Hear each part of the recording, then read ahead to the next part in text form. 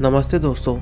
And हाजिर हूँ आपके सामने पार्ट 2 को लेकर। एंड मैं आपसे रिक्वेस्ट करना चाहूँगा कि अगर आपने मूवी का पार्ट फर्स्ट नहीं देखा है तो प्लीज़ पहले मूवी के पार्ट फर्स्ट को ज़रूर देख लें, जिसका लिंक मैंने नीचे डिस्क्रिप्शन में दे रखा है।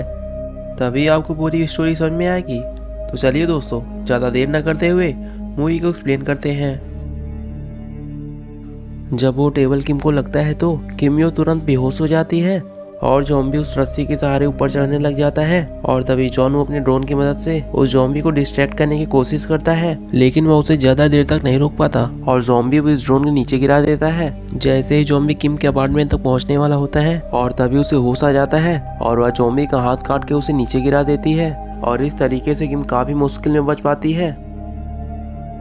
किम ने जॉनू को जो खाना भेजा था वो उतना ज्यादा पर्याप्त नहीं होता कि ज्यादा दिन तक चल पाए, और इसीलिए जॉनू खाना ढूंढने के लिए रात के समय में नीचे के अपार्टमेंट में जाता है। उस अपार्टमेंट में उसे कुछ खाना मिलता है और एक हेडफोन मिलता है और एक जोड़ा उसे वॉकी टॉकी मिलता है और वहीं पे उसे एक प्यारी सी जॉकेट मिलती है, वो उसे भी ले लेता है। और ये सब लेकर जॉनू लौट ही रहा होता है, तभी एक जॉम्बी आ जाता है और जॉनू के ऊपर अटैक कर देता है। जॉनू बड़ी मुश्किल से अपनी जान बचाता है और अपनी जान बचाते हुए दोबारा अपने अपार्टमेंट में लौट आता है। उन दो वॉकी टॉकी में से एक वॉकी टॉकी को किम को भेज देता है और उसे भेजने के लिए वही रस्सी का सहारा लेता है। और तभी नेक्स्ट डे वो दोनों वॉकी टॉकी के थ्रू एक दूसरे से बात करते हैं और वो कई दिनों के बाद एक दूसरे से बात कर पाए थे। और तभी वो दोनों काफी ज्यादा खुश होते हैं कि फाइनली इतने टाइम बाद वो किसी इंसान से बात कर पा रहे हैं। और तभी बातों ही बातों में वो दोनों नूडल बनाते हैं और जब भी उनमें से किसी को अकेला फील होता था वो वॉकी टॉकी के माध्यम से एक दूसरे से बात कर लेते थे। और एक दिन जब वो बात कर ही रहे होते हैं तभी किमियो से एक अलमारी गिर जाती है और ये आवाज सुनकर जॉम्बी उसकी तरफ भागे चले जाते हैं, क्योंकि उस सामान के गिरने से काफी जोर से आवाज हुआ था और जिसकी वजह से बहुत सारे जॉम्बीज किम के अपार्टमेंट के साइड भागे आ रहे थे। और तभी किम काफी ज्यादा डर जाती है और वो सोचती है कि आज तो मैं गई।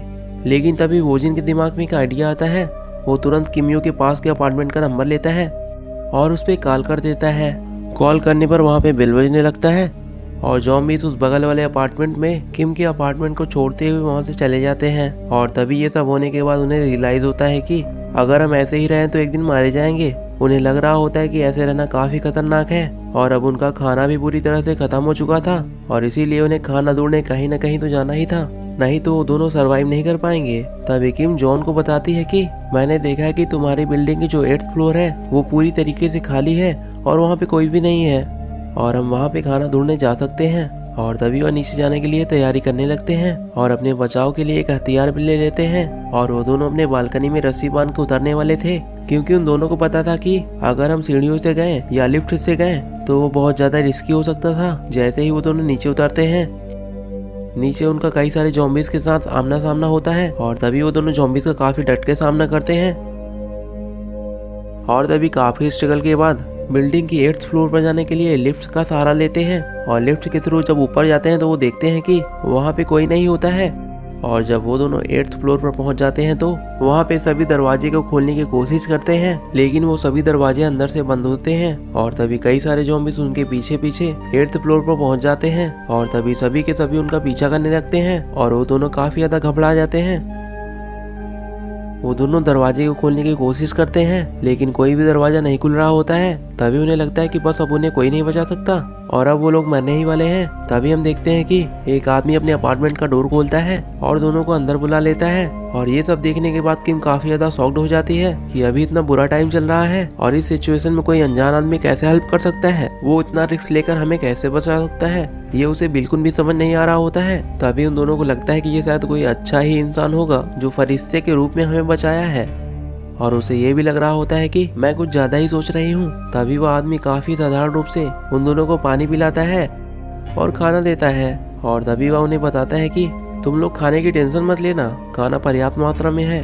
और आगे बताता है कि जल्द ही एक रेस्क्यू टीम आएगी जिसके थ्रू हम सब सेफ हो जाएंगे। और ये बात सुनने के बाद दोनों काफी ज्यादा खुश हो जाते हैं। उन दोनों की खुशी का कोई ठिकाना नहीं होता है, लेकिन तभी हम देखते हैं कि जॉनू अचानक से बेहोश हो जाता है और देखते ही देखते किमियो भी बेहोश होने लगती है। और तभी हमें पता चलता है कि ये कोई जेंटलमैन आदमी नहीं था, ये एक साला हरामी आदमी होता है जो उन दोनों को मारना चाहता था, क्योंकि वो अपने वाइफ से बहुत ज्यादा प्यार करता था। लेकिन अब वो एक जॉम्बी बन गई है जिसे उसने एक रूम में बांध के रखा होता है। वो नहीं चाहता था कि मेरी वाइफ मुझसे अलग हो। हालांकि अब वो एक ज़ॉम्बी बन गई थी, लेकिन ये आदमी उसे अब भी उतना ही प्यार करता है जितना कि पहले करता था। और इसीलिए वह जॉन वू एंड किम यो को बचाया हुआ होता है ताकि दोनों को खाने के रूप में अपने वाइफ को दे सके, क्योंकि उसकी वाइफ ने काफी दिनों से खाना नहीं खाया था। और इसीलिए ये हरामी चाचा दोनों के खाने में बेहोशी की दवा मिला देता है ताकि जब वो खाना खाए तब दोनों बेहोश हो जाएं, ताकि वो हरामी चाचा अपने प्लान में सक्सेस हो पाए। वो जॉन वू के हाथ को बांध देता है और किमियो के हाथ को भी बांध देता है और तभी किमियो को घसीटते हुए उस रूम तक लेके जाता है जहाँ उसकी वाइफ बांधी हुई होती है और वह उसे ले जाकर वहाँ पे छोड़ देता है। वो अपने वाइफ को एक रस्सी के थ्रू बांधे हुए होता है, लेकिन वह तभी उसे खोल देता है ताकि वो किम पर अटैक कर सके और किम को मार के खा जाए, जिससे कि उसकी भूख मिट जाए। किमियो जब इस चुड़ैल को देखती है तो वो अपने पूरे होश में नहीं होती है, लेकिन जब उसे होश आता है तो वो अपने आप को बचाने की पूरी कोशिश करती है। तभी दूसरी तरफ दिखाया जाता है कि अब जॉन वू को भी होश आ चुका था और वो इस हरामी चाचा को गन पॉइंट पे ले लेता है, लेकिन तभी वो चाचा जिस रस्सी को पकड़े हुए था उसे पूरी तरह से छोड़ देता है, जिससे कि उसकी ज़ॉम्बी वाइफ पूरी तरीके से आजाद हो जाती है और वो किम पे अटैक कर देती है। तभी किम काफी जोर जोर से चिल्लाने लगती है। वो दरवाजा लॉक होता है, इसलिए जॉन वू उसकी चाह कर भी हेल्प नहीं कर पाता और तभी एकदम से चीखें आना बंद हो जाता है। तभी उस आदमी को लग रहा होता है कि किमियो मर चुकी है, जिसने उसे अपने वाइफ को भोजन के रूप में दिया था। जब वो दरवाजे को खोलता है तो अचानक से उसकी वाइफ उसी पे अटैक कर देती है और उसे बाइट करने लग जाती है और ये आदमी यहीं पे तड़पने लग जाता है। और तभी हम देखते हैं कि किमियो अब भी जिंदा है। उसे कुछ भी नहीं हुआ होता क्योंकि उसने उस ज़ॉम्बी के मुंह पे कपड़ा डाल के बांध दिया था और इसीलिए उसकी आवाज़ बाहर नहीं जा रही थी। तभी किमियो दोनों को शूट करके मार देती है ताकि उन्हें आगे कोई प्रॉब्लम ना हो और इस वजह से काफ़ी ज़्यादा आवाज़ होती है। और तभी बहुत सारे ज़ॉम्बीज़ उन्हीं के अपार्टमेंट की तरफ भागे चले जाते हैं और तभी किम हार मान जाती है और अब वो आगे स्ट्रगल नहीं करना चाहती थी और इसीलिए किम वोजिन से बोलती है, तुम प्लीज़ मुझे इस गन से शूट कर दो, मैं आगे अब नहीं जा पाऊंगी। लेकिन जिन ऐसा नहीं कर पाता क्योंकि आखिर वो उसकी पार्टनर थी जिसने उसे जीने के लिए मोटिवेट किया और इसी वजह से ये दोनों यहाँ तक आ सके। लेकिन तभी उन्हें वहाँ पे एक हेलीकॉप्टर की आवाज़ आती है। वो लोग समझ जाते हैं कि रेस्क्यू टीम यहाँ पे पहुँच चुकी है और ये रेस्क्यू टीम उन्हीं के बचाने के लिए आई है।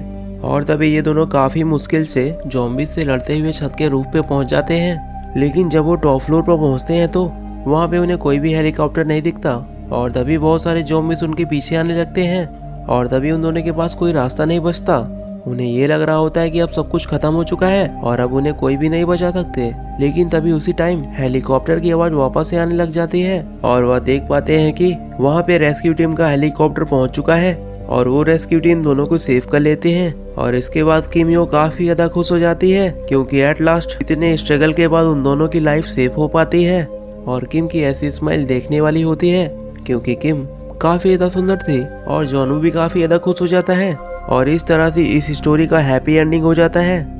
वेल, हम इस स्टोरी के द्वारा काफी सारे लेसन सीख सकते हैं कि हमें जिंदगी में कभी हार नहीं माननी चाहिए। हमें तब तक प्रयास करते रहना चाहिए जब तक कि हमारी आखिरी सांस चले। भले ही सिचुएशन काफी ज्यादा खराब हो जाए, वहाँ पर हार मान लेना प्रॉब्लम का सॉल्यूशन नहीं है। हमें हमेशा फाइट करना चाहिए और एक टाइम के बाद सब कुछ नॉर्मल हो जाएगा। और खराब से खराब सिचुएशन में अगर हम किसी की हेल्प कर सकते हैं तो हमें जरूर से करना चाहिए, क्योंकि एक दूसरे की हेल्प के द्वारा ही हम खराब से खराब सिचुएशन में किसी भी सिचुएशन को आसानी से हैंडल कर सकते हैं। वेल, आशा करता हूँ कि आपको ये एक्सप्लेनेशन काफी अच्छा लगा होगा। वेल, इस मूवी का नाम था अलाइव, जो कि साल 2020 में रिलीज हुई थी एंड इस मूवी का IMDb रेटिंग है 6.3 आउट ऑफ 10। अगर आपको ये मूवी का एक्सप्लेनेशन अच्छा लगा हो तो वीडियो को प्लीज लाइक कर देना। तो मिलते हैं फिर एक नई स्टोरी के साथ। See you soon in next video and have a good day दोस्तों।